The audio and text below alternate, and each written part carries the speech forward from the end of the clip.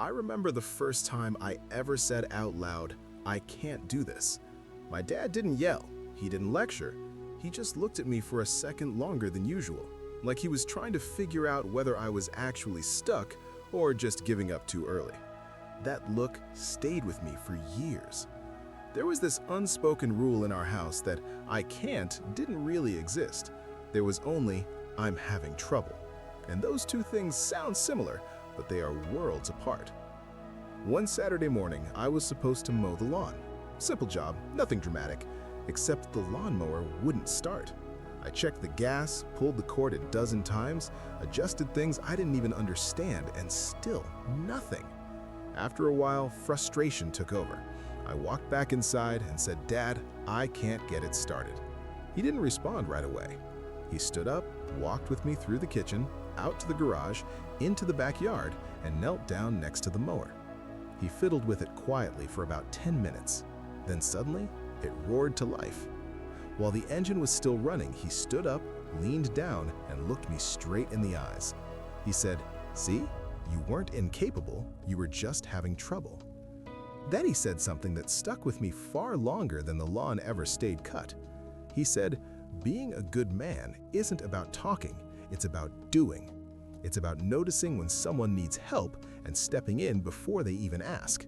The neighbor who can't mow his yard, the elderly couple who need their sidewalk shoveled, the coworker who's quieter than usual. Goodness," he told me, "is proactive." He also said something that sounded strange at the time. He told me to be a dangerous man. Not a threat, not aggressive, not loud. Dangerous in the sense that you're capable, that if something goes wrong, you're someone people can rely on. He explained that the loudest guy in the room, the one trying to prove how tough he is, usually isn't dangerous at all. The truly capable ones are often calm, quiet, and prepared. As I got older, I realized how much preparation matters. Education matters, learning matters. Not just formal education, but learning how the world works, how people work, how you work. My dad used to say, "The brain is like any other muscle. If you don't use it, it weakens." Reading, listening, thinking deeply about things, that's training. And training compounds over time. He worked for a large corporation his whole life. Before he retired, he warned me not to make a company my entire identity. He said one day they'll throw you a retirement party, shake your hand, and the next day you'll never hear from them again. That's exactly what happened. Watching that was hard. It taught me that no matter what you do for a living, you need a plan. Not a perfect plan, just a direction. You don't have to be successful right now, but you do need to know where you're aiming. Life doesn't unfold on a schedule we get to control. Some things take decades. Skills take time. Character takes time. Confidence takes time. I used to think patience was passive, like waiting around. Now I know patience is active. It's showing up every day even when nothing seems to be changing. My grandfather used to say, "The best gifts in life are never in the plan. They're in the detours." At the time, I thought that was just something old people said. But the older I get, the more true it feels. None of the best things in my life came the way I expected. The failures lasted longer than the successes. The setbacks hurt more than the wins felt good. But every detour added something to the story. If life were a movie, no one would watch 2 hours of everything going perfectly. The interesting part is when things fall apart. That's when the character is tested. That's when you find out who you really are. If you knew the ending from the start, the journey wouldn't matter. When people ask me what to do when they're unsure about their future, I don't give them answers. I ask them questions. What do you think about when no one tells you to think about it? What books do you read without being assigned? What topics make you curious or even irritated? Those reactions are clues. Everyone moves through the same world, but we don't all latch on to the same things. That difference matters. We put way too much pressure on young people to have everything figured out. We ask teenagers what they want to do for the rest of their lives when they're barely done discovering who they are. Most people aren't fully formed at that age, and that's okay. Taking time to explore isn't failure, it's preparation. I remember being a kid, knocking on doors, asking if I could wash cars or mow lawns.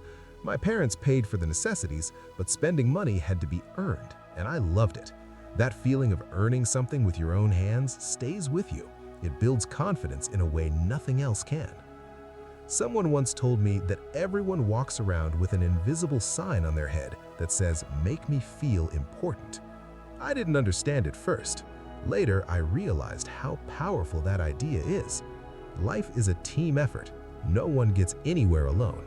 When you acknowledge people, when you see them, when you treat them with respect, it creates a ripple effect that goes farther than you'll ever see. I've made mistakes, plenty of them. The ones I regret most aren't the risks I took. They're the moments I didn't treat people as well as I could have. Because the way you treat people doesn't just affect them, it spreads.